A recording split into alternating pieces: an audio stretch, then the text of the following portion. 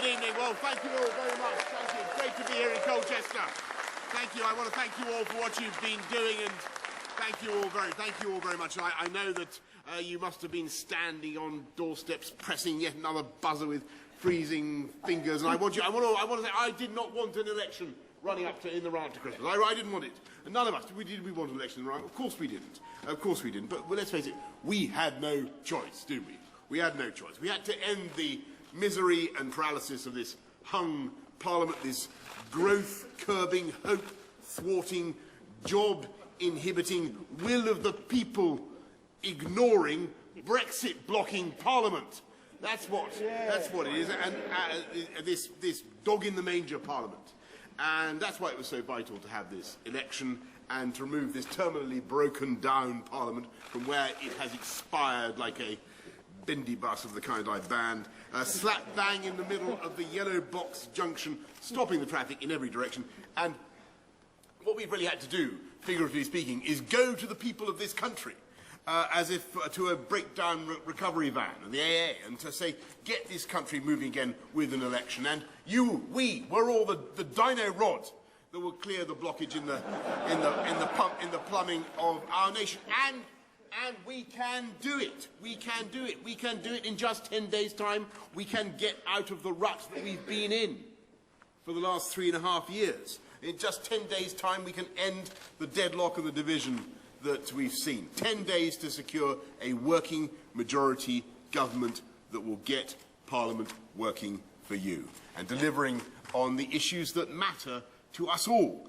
Because it's only if you get a working majority that we can deliver on our transformative agenda set out in our manifesto, investing in the NHS, the biggest ever boost to the NHS in modern memory, 50,000 more nurses, 20 hospital upgrades, 40 new hospitals, tackling crime with 20,000 more police officers, stopping what I think you'll agree is the right thing to do, stopping the early release, the automatic early release of serious and violent offenders, not to speak of terrorists, not to speak of terrorists, fixing our schools, investing in our schools with record funding, lifting up funding both for primary and for secondary schools, and we could do it all without increasing your income tax, national insurance or VAT. That's our guarantee to you. But there's one more guarantee, of course, that we make, and that is that we can do one thing that no other party can do at this election. You know what it is? You know what it is? I thought you might know what it is. No flies on you. We can get Brexit done. Because we can do it. Because we have a deal. We have a deal, don't we? We have a deal, and every single one of the 630 plus Conservative candidates, and they haven't been lobotomised. They're all doing it of their own free will.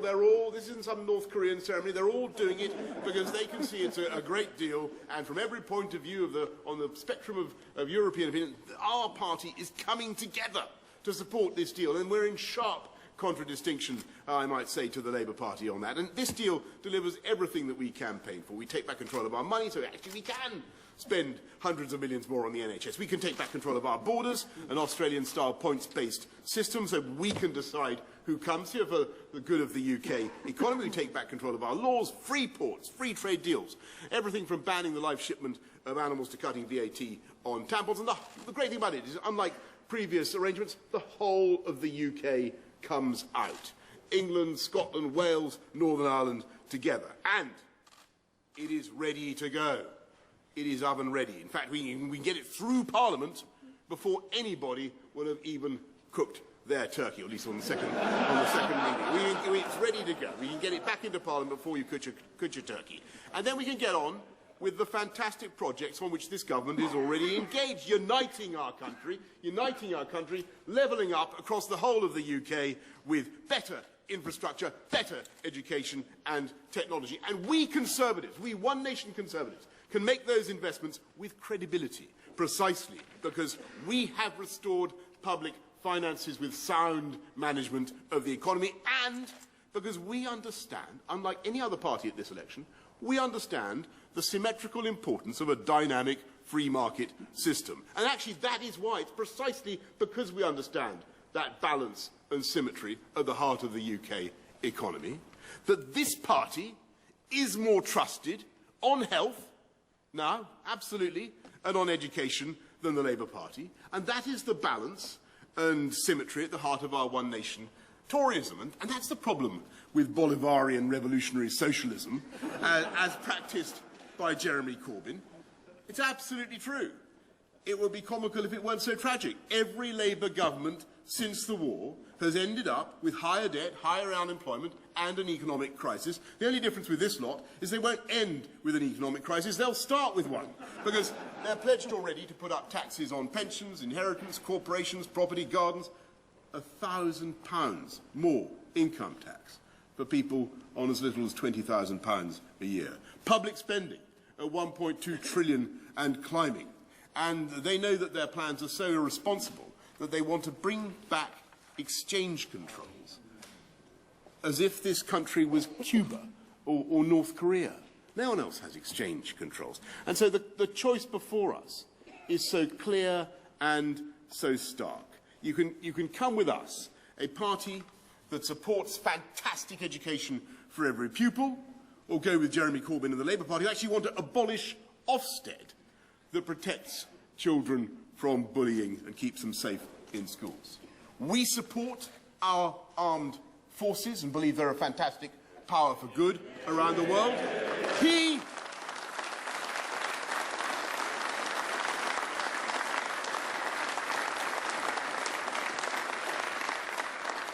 He wants to ban them. Jeremy Corbyn wants to ban them, and he said he can't see any circumstances in which he would deploy them. We support our security services in the fight against terror to keep us safe. John McDonnell has said he would scrap MI5. We back our police. We believe in giving them the powers they need to keep our streets safe and keep our people safe. Diane Abbott thinks stop and search is oppressive and inappropriate. We want to control. I mean, I'm in favour of people of talent coming to this country, aren't you? Of course we are. We want to, but we want to control our immigration system democratically, don't we? Yeah. And he wants unlimited. Corbyn has said he wants unlimited and uncontrolled immigration, no matter what pressure that puts on public services. We Conservatives want the UK to stand tall in the world and to stand by our allies and our values. And he's so consumed by a juvenile dislike of America that he actually backs the mullahs of Tehran over Washington. And, as some of you may remember, when Russia ordered the poisoning of innocent people in Salisbury, he actually parroted the Kremlin line and suggested we should send the evidence to Moscow for examination. Do you remember that?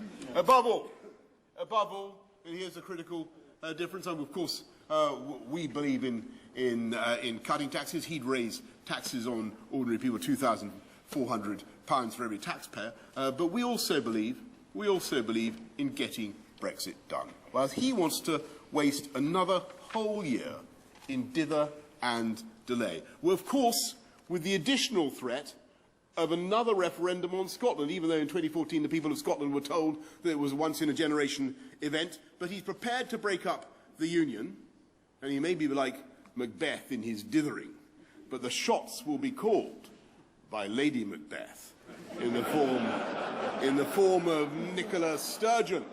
And I think we all know who's going to be wearing the tartan trousers in that relationship, don't we?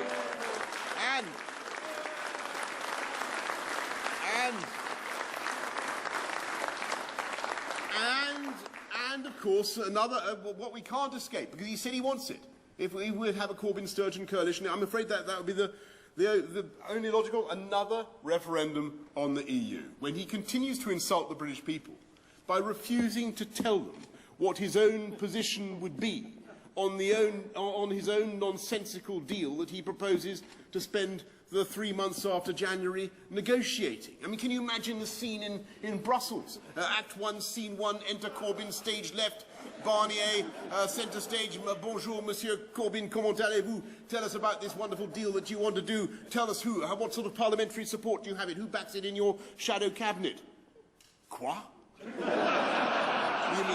You mean nobody's in favour of your deal, Mr. Corbyn? Not Monsieur McDonnell, not Monsieur Starmer, not Madame Abbott? Then qui? And the answer is there's absolutely nobody who supports his deal, apart from Jeremy Corbyn himself. And not even he supports it. So why on earth are we going to spend another 3 months negotiating such a deal, then another 6 months to have a referendum on that ludicrous deal, when the people of this country are aching to move on?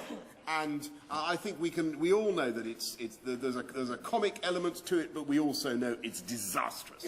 It's disastrous for the economy because it means more delay, more acrimony, more uncertainty, stopping investment from coming in. There's a tidal wave stopping decisions from being made, stopping people from hiring, people getting on with their jobs, investing in property. There's a tidal wave of investment waiting to come into the country if we can get Brexit done, get our deal over the line as we can, and it's ready to go. According to the paper this morning, one bank estimates that there's £150 billion of investment waiting to come in as soon as we get our deal done, as soon as we get it over the line. And let me ask you, ask everyone, what would you rather have for Christmas?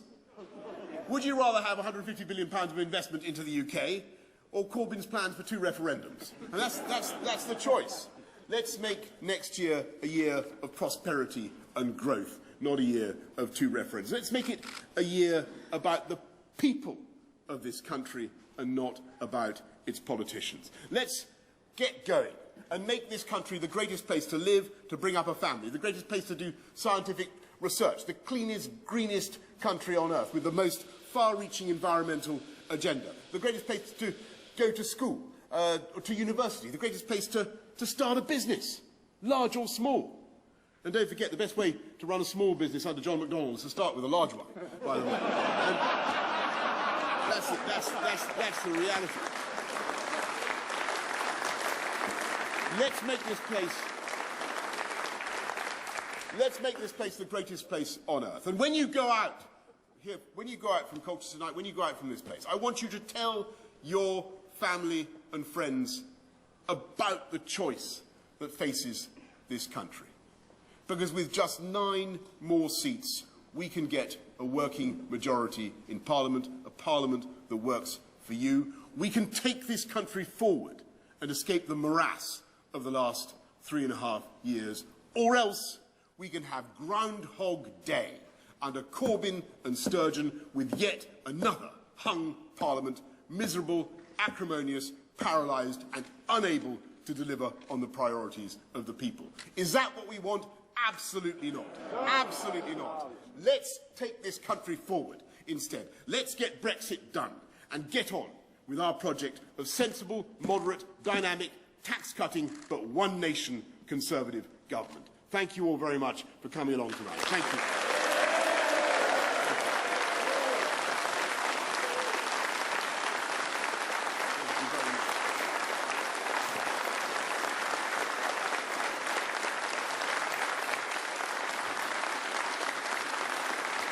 Thank you all very much.